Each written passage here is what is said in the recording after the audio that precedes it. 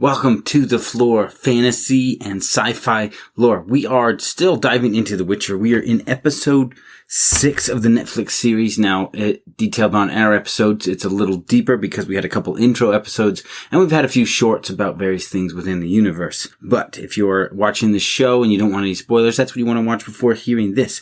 We are going to be talking about the Dragon Hunt. We are going to dive into who are the Zerrikanians and what they believe and why, and how that really changes things early on if you're familiar with that piece of lore. And then, of course, we'll go into the details about the various factions, who are the Reavers and the Dwarves, their reputations for dragon hunting and why each of them is here, and even Sir Ike, what brings him to this dragon hunt. We will talk about dopplers and what makes the one in the Netflix series so unique from all the others of his species. So, if that interests you, stick around. We're going to dive in.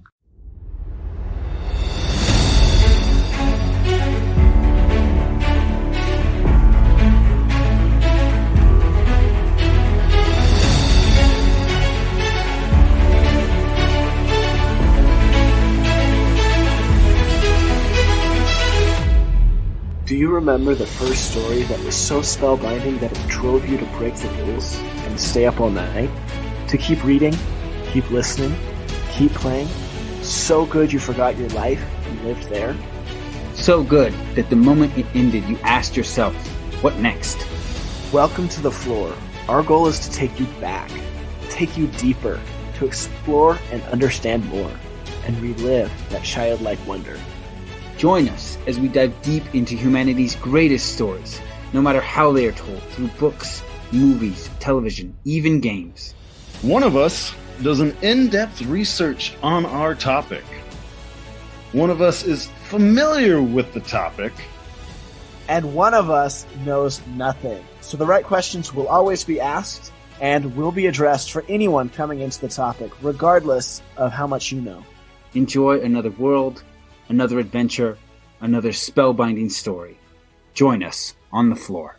All right. Welcome to another episode of The Floor.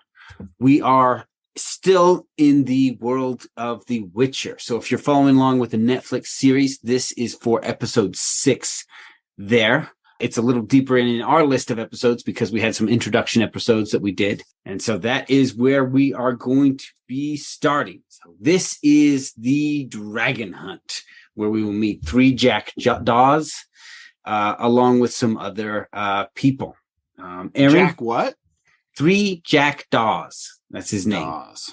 Okay. Oh, a single person, 3 jackdaws. Okay. Yeah. yeah. His Little first tricky. name is 3, so he goes by 3 normally. I think his first name is 3 Jack.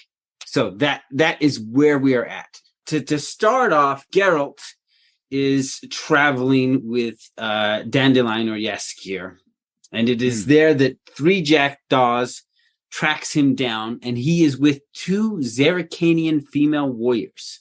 The jackdaws, not Geralt. Yeah. Okay. And so he wants to recruit Geralt for a dragon hunt. A dragon has been spotted within a territory owned by one of the smaller duchies. And the local lord is then offering a piece of land, a healthy, like a large gold reward, but also a piece of land. So essentially becoming a landed lord for anyone who can kill the dragon and get rid of it. Right. So that is what is on the table. And 3 jackdaws and his 2 female warriors have tracked down Geralt of Rivia to help them kill the dragon. Of course, Geralt refuses, right? But 3 jackdaws doesn't just give up with a simple no. He takes him to a tavern. He pays for dinner and drinks as he tries to kind of pitch his case. And it's here that we meet the other teams that are going to be taking place. So we're going to have the Reavers, the Dwarves, and then the Knight. So we'll back up for a little bit, because Reavers are new. So I'm going to go into each of these factions in detail. But I'm just saying, Knights people tend to know. Dwarves people tend to know. Reavers is a new term. Eli, correct me if I'm wrong. Okay. Well, I recognize Reavers. Firefly, we've got Reavers in there. So these are not Reavers as in lowercase. These are Reavers capital. It's a title for a mercenary group, the Reavers. Okay. So they are just a mercenary group. Yeah. So like there is lowercase reavers, like people who are kind of classified as that type of group, but this is not that. This is just a title they've given themselves. Okay. Okay. Yes. Claim the name. So yeah. So these are the factions. We'll start with the reavers. So like I said, this is a group of mercenaries, and their original purpose when they formed was to kill dragons. And in the nation of Redania, they have wiped out all the dragons in that nation. So they have killed many dragons. They're very good at it. They know what they're doing. The second group are the dwarves. So most dwarves in the continent live in a region called Mahakaham. And this is a range of mountains that kind of spans across what are called the four nations of the north, right? We've got Redania, we've got Lyria and Rivia, you've got Termania. So you've got these big nations up in the north, and these mountains move through all of these kingdoms. And because of that, the dwarves do not actually have their own nation. They are subjects to the kings of these nations. Right. But they function very independently as a vassal state. So essentially, they act as though they're independent, but they do pay a tax to whatever kingdom that part of the mountain range falls under. But they still all work together as kind of a single. Yeah. So like I said, they function very much as an independent nation. And the reason they're able to do this is that they are the largest producer of iron and weapons in the entire Northern Kingdom. Or not Northern Territory, right? Everything north of the Yaruga and some of it south. They are its biggest producers. And they basically keep the kings and queens that rule over them in check by saying, hey, if you don't let us live independent with the exception of the tax, we will flood the mines and shut down all the iron and all the weapons, and we will let your enemies know. So they have an infrastructure to fight about. So back up, you said they are the biggest territories, not the biggest kingdom of the north. So yeah, so what I mean is like if you take all of the nations of the north, they supplied most of the iron and weapons to all of that. Including Nilfgaard. No, not Nilfgaard, way down in the south. Nilfgaard's got its own system. Oh, Nilfgaard's way down in the south. Got it. Okay. Yeah. So most dwarves that leave Mahakaham are either soldiers or mercenaries. And of course, we will meet Yarpen Zigerin by name, who is the leader of this group of dwarfs. And they have slain one dragon before. So they came together and they slew the dragon Octus. He was an albino red dragon. And so they have some experience. They haven't killed as many dragons as the Reavers, but they're not just saying, hey, we hope this works out for us. They know a little bit of what they're doing. They do have some experience when they come into this dragon hunt. You had a name for this dragon. I'm kind of wondering like what kind of dragons we're dealing with here. So the dragon that is being hunted in this episode is a green dragon. They are the most common type of dragons in all the kingdom. We are going to do a whole short on dragons at one point. So I'm going to save time by not like spending 20 minutes now because we've got a whole episode on dragons coming out. Okay. But yeah. Suffice to say they're the most common and the easiest to kill. I wouldn't say the easiest to kill. They're just the most common, right? That's kind of the breakdown of a dragon. They're just the most common. Okay. So the third group is 3 jackdaws and the Zeracanian warriors. Now, this is where things get really interesting. So these are the two female warriors that are with him. They're from Zeracania. Now, Zeracania is a land far to the east that most people don't know about. So if we look at the continent, there is a mountain range way at the north, and there is a mountain range on the far east, and most of everything we know about and interact with will take place between those mountain ranges. And then to the far west is the ocean. And then at the very bottom of the map, south is Nilfgaard. And those are kind of the boundaries of the map for the most part. There's a pass through those mountains in the far east that kind of make this massive wall that spread the length of the continent. And through that pass, you will get to go to Zeracania. So what little is known about Zerrikania is mostly bought through by the few merchants who are willing to brave. So it's a lot of wasteland, desert and wasteland between Zerrikania and the mountains. But we do know that their religion is that they worship dragons, and that interesting. These female warriors are often equal to witchers in combat. We don't know what alterations have been made to them to enable that. And but they're probably just as tough in some way. And most of the female warriors that come from Zerrikania are priestesses of the dragon cults. Interesting. But they're here hunting the dragon. They're here with 3 jackdaws hunting the dragon. Yeah. Interesting. Okay. But it's a common dragon, so I mean, it's probably fine. It's probably fine. Or they may just have a different agenda, right? Like 2 priestesses who worship dragons show up for a dragon hunt. They may not be here to kill the dragon. They may maybe 3 jackdaws pays really well. You don't know. Or maybe they're just here to meet him, you know? Yeah. Offer homage. Knowing that about Zerrikania kind of makes you think 3 jackdaws and them have a different agenda than everybody else. Mm-hmm. I see. Right. And then he's the one trying to recruit Geralt. Yes, he's the one trying to recruit Geralt. Yes. So a couple things here that I think are important to add, just before we dive into it. During their meeting, like their initial meeting, when Geralt, not their initial meeting, but when they go back and they get drinks and they eat at the tavern, they go over dragons with Geralt. And at this point, Geralt actually knows a lot about dragons. I would say this is important just to say that he is a little bit more knowledgeable in his growth as a witcher. Because like we said in the first episode, man didn't even know what the right monster was. Yeah. Now he can explain which dragon is which, how to identify all this stuff.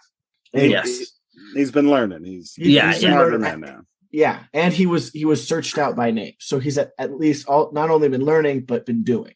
Yeah. He's leveled up his monster lore. Some reputation. Exactly. Yeah, leveled up his monster lore. All right. I want to cover the last faction before we go into our break.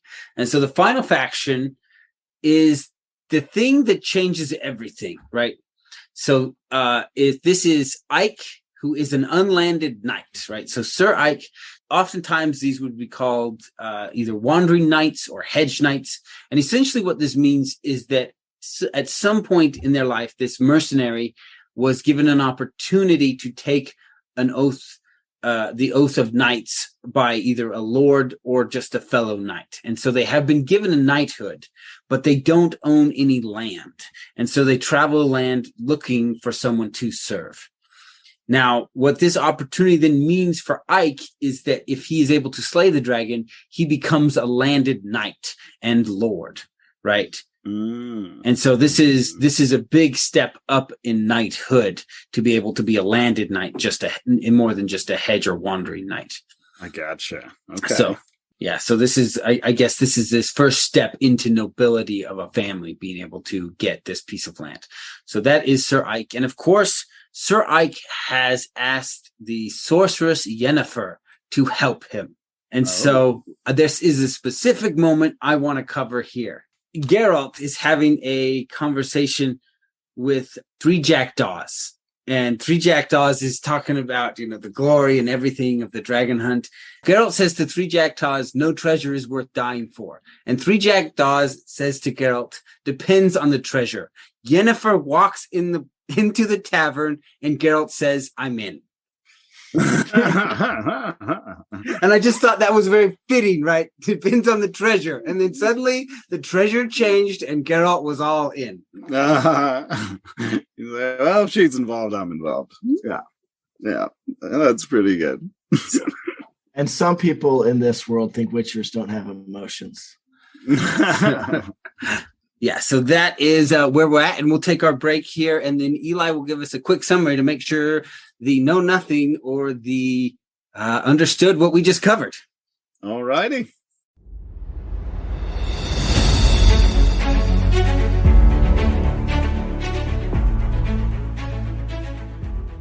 Okay, so we have been mentioning at the end of our episodes recently about the treasure room, how, as Aaron likes to describe it, in the floor we go deep into things, but in the treasure room we kind of go wide. And we wanted to give people who have never been in the treasure room a little bit of a sample. So going forward, we'll probably be putting in little bits and pieces here. So here is a small clip from the treasure room. We hope you enjoy it and are interested in learning more in there. If you were a doppelganger and you could choose you're gonna replace to make the world a better place, who is it? You got to be sneaky about it. Okay. Let me think about this one. I want you to go first, Aaron, because you always get so disappointed when we answer, and they're just such. I good just answers. like to argue. It's just true.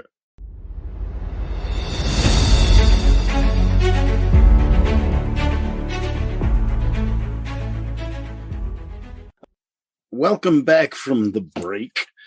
All right, so in this one, we're covering this dragon hunt that is afoot, and there's a they're hunting the whole dragon, not just his foot. Right? Yes, Hunting the whole dragon.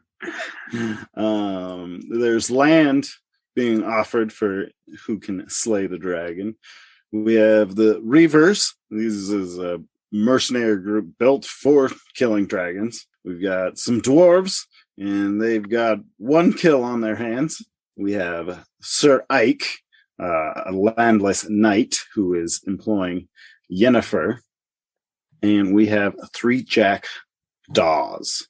And he's got his 2 female warriors who worship dragons.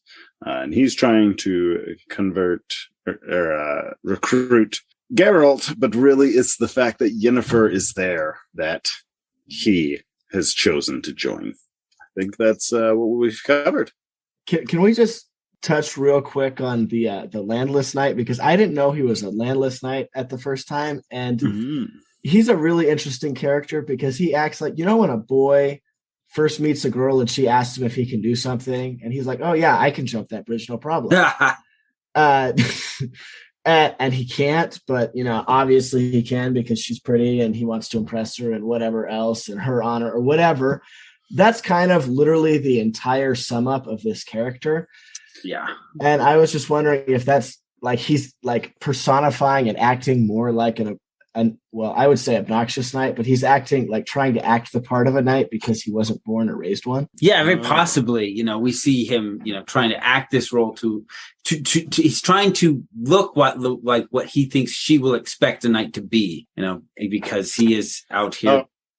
So he likes Yennefer. Of course he does. Everyone likes Yennefer. She's very attractive. Right. Like she was magically made attractive. So, although between the conversations between Jaskier and Yennefer at this point, he does not like her, right? As soon as Geralt says we're in, he sees like Jaskier is all in about hunting this dragon until Yennefer shows up. He's like, "We're out," and Geralt's like, "We're in." They flip. That is true. Well, the only time he met her before is she tried to do some like demonic curse nonsense on him because we did like there was the gin.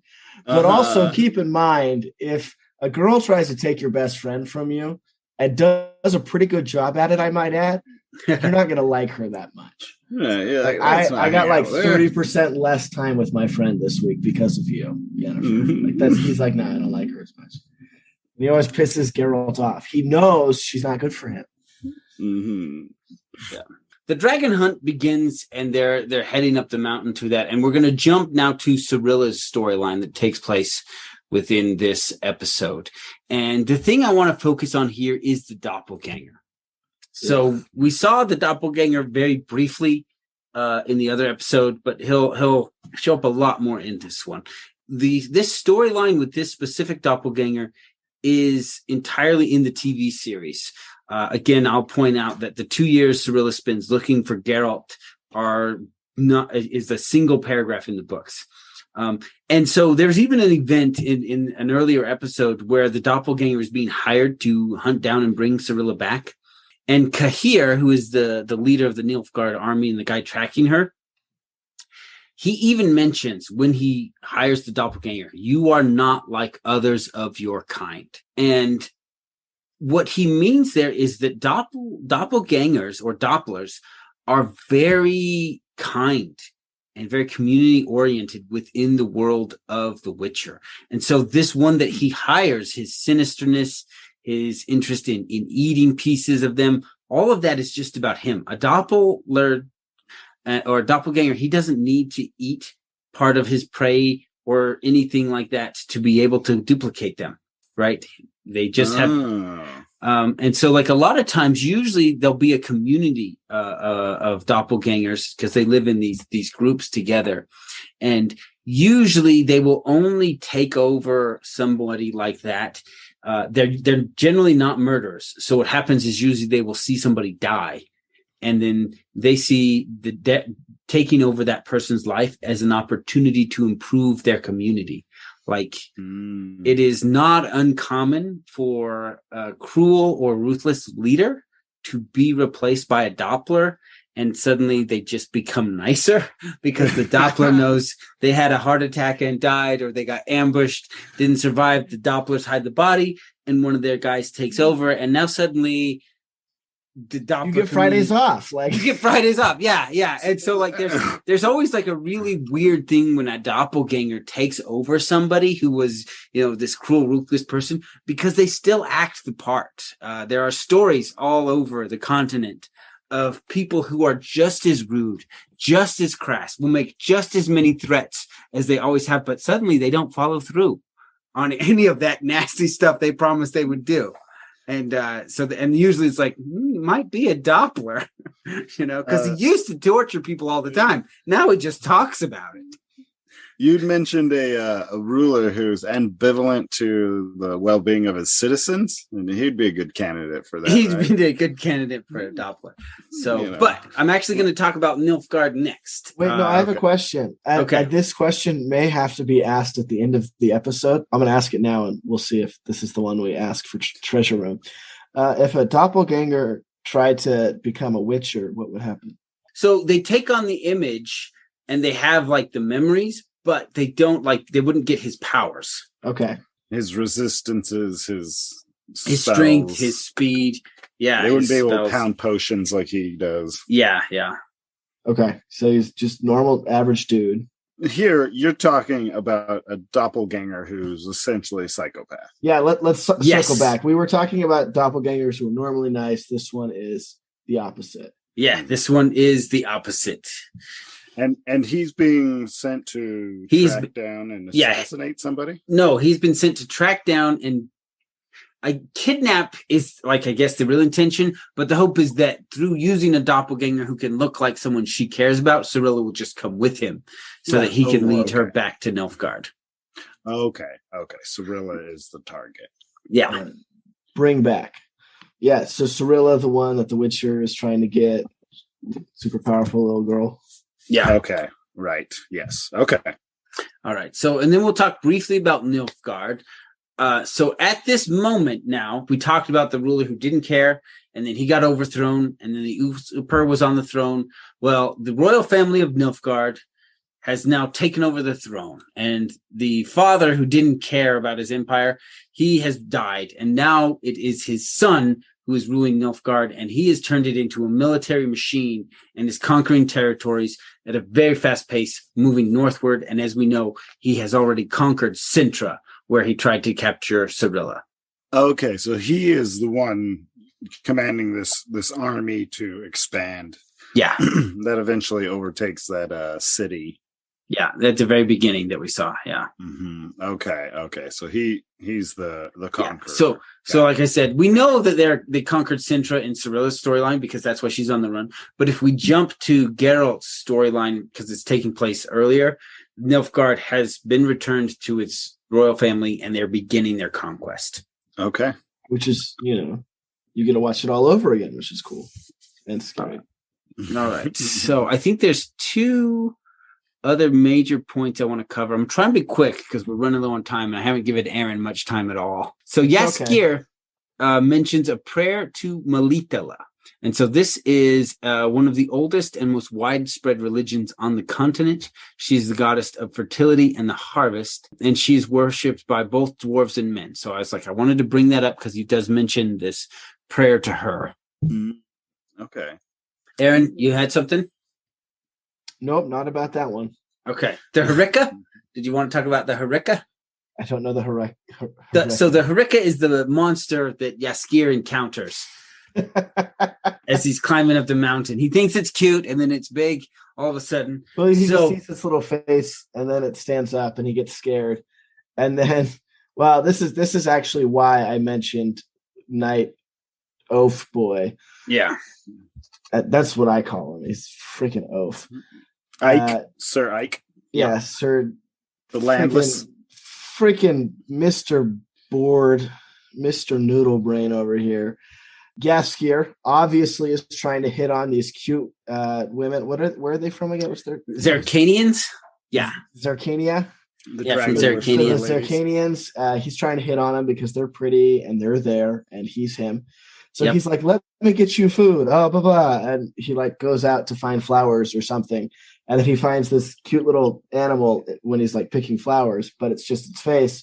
And then it stands up and it's like a foot taller than him. And he's really scared and he runs away. And Geralt's like, just leave it alone. Give it some food, like whatever. It'll be fine. And then Oaf Man like runs in and just beats the crap out of it. Chops it to pieces. He doesn't beat the crap out of it. He chops it to pieces. He chops it to freaking pieces. And Geralt's just like, you could have just given it food and it would have left you alone. And I think that's really important for Geralt because that shows a big change in Geralt.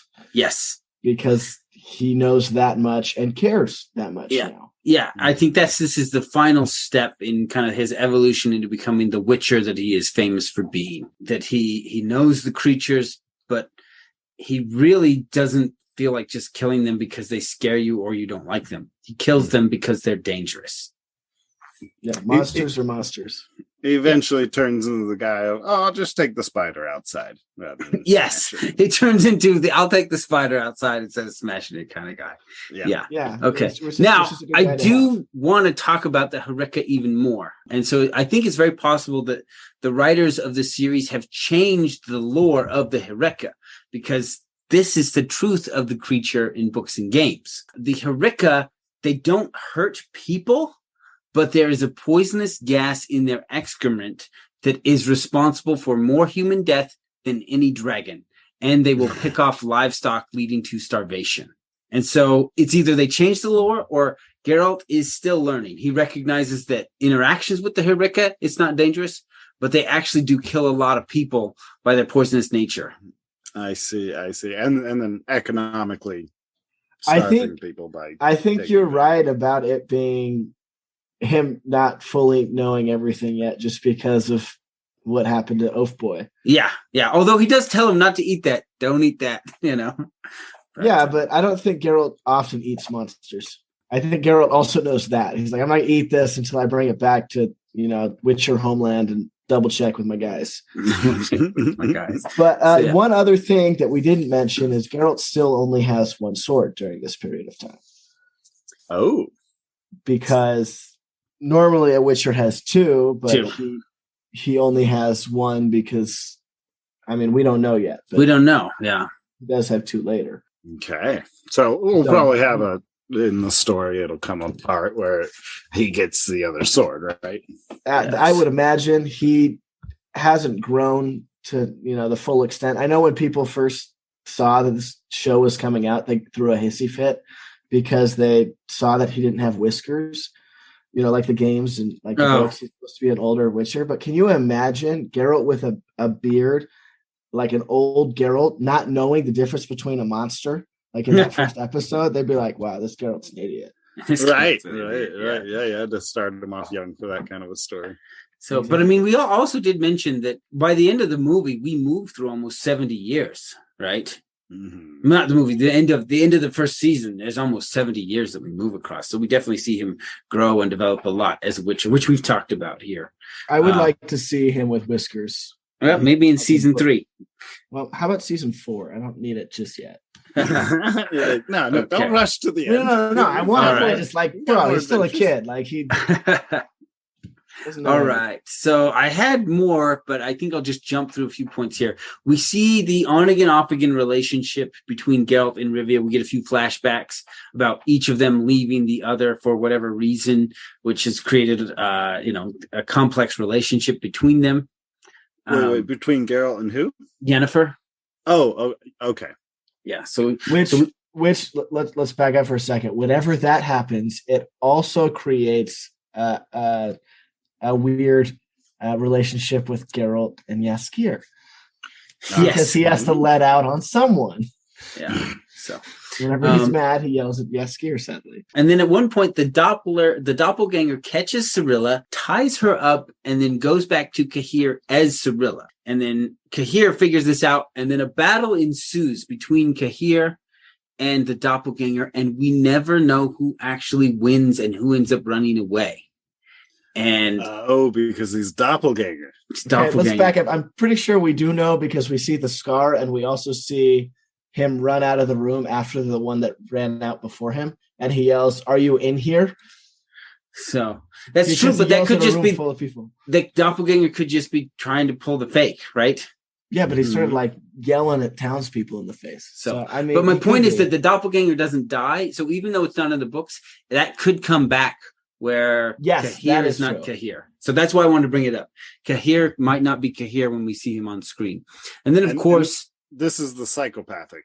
The psychopath not just Cahir might not be who we think he is, but literally anyone, because there's a psychopathic doppelganger who might be Cahir, or literally anyone else. That's true. Yeah. So, okay. And then I guess jump into the end here. We learn that Three Jack Dawes is not a man, but a golden dragon who has taken on the form of a man. He did not come to slay the dragon. He came to rescue its egg.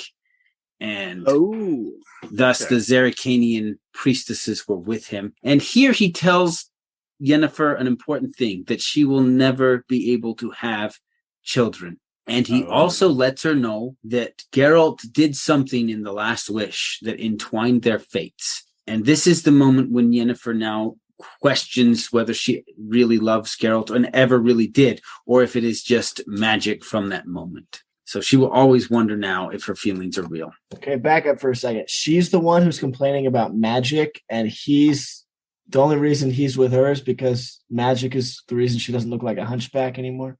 I just want to. A little bit of hypocrisy. A little bit. It's kind of weird to me. All right. So there were other few things I wanted to cover, but it's just we didn't have time. So I mean, this could have been a two-parter. Yeah, it could have. Let's talk about the treasure room. If you're a doppelganger, who would you overtake to make the world a better place?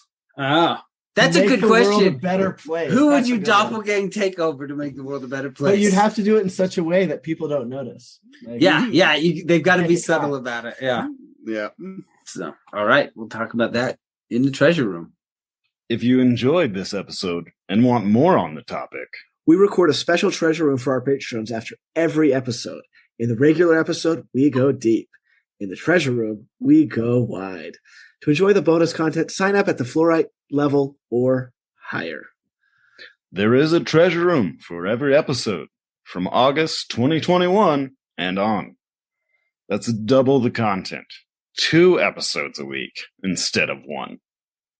Go to www.patreon.com/Flore, fantasy and lore. That's Flore spelled FLORE. Select the Fluorite tier or higher. Immediately after each episode is released, the Treasure Room will post the bonus audio on Patreon. They are identified by the tag Treasure Room After and the title of the episode. You can also do a search for the keywords Treasure Room and find all the content you've been missing. Thanks for listening. Leave us a review. Tell us why you like listening to us. Is it our awesome deep dives? Is it our amazing back and forth? Is it our charming good looks? What would you like us to add or change? You can put that in the review as well. We read reviews. Yeah, and if you're going to be leaving us a review telling us what you like about it, maybe you even want to share the content with your friends. Like and share on social media. You can join us on Twitter and Facebook. We post memes. And we actually started a Discord, so come play with us. So a lot of the worlds we cover have a retcon. If you're not familiar with that term, it's reconstruction.